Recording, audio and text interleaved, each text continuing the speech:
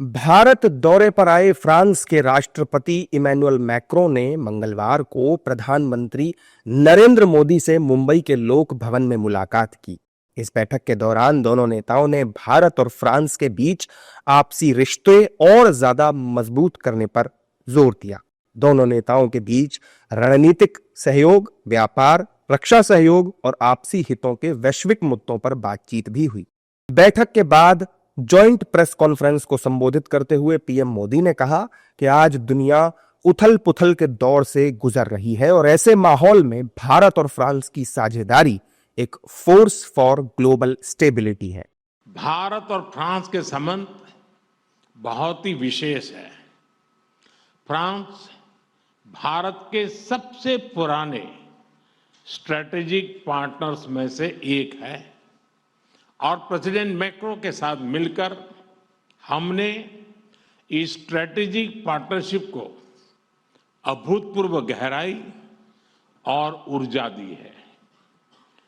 इस विश्वास और साझा विजन के आधार पर आज हम अपने संबंधों को स्पेशल ग्लोबल स्ट्रेटेजिक पार्टनरशिप के रूप में स्थापित कर रहे हैं।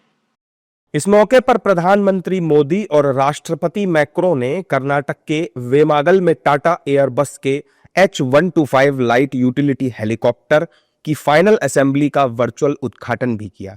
पीएम मोदी ने कहा कि हमें गर्व है कि भारत और फ्रांस मिलकर माउंट एवरेस्ट की ऊंचाइयों तक उड़ान भरने वाला विश्व का एकमात्र हेलीकॉप्टर भारत में बनाएंगे और पूरी दुनिया को निर्यात भी करेंगे।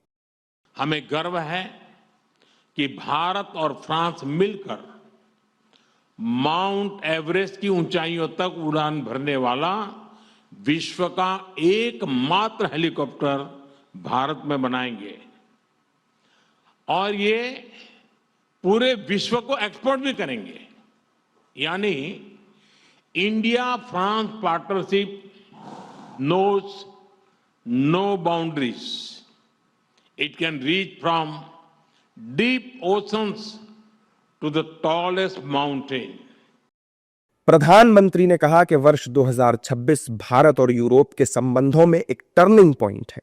कुछ ही दिन पहले हमने यूरोपियन यूनियन के साथ भारत के इतिहास का सबसे बड़ा और महत्वाकांक्षी फ्री ट्रेड एग्रीमेंट किया है। पीएम मोदी ने यह भी कहा कि भारत और फ्रांस मिलकर Indo French centre for AI in health, Indo French centre for digital science and technology और national centre of excellence for skilling in aeronautics launch करने जा रहे हैं। राष्ट्रपति मैक्रोन नई दिल्ली में आयोजित एआई इंपैक्ट समिट में भी हिस्सा लेंगे।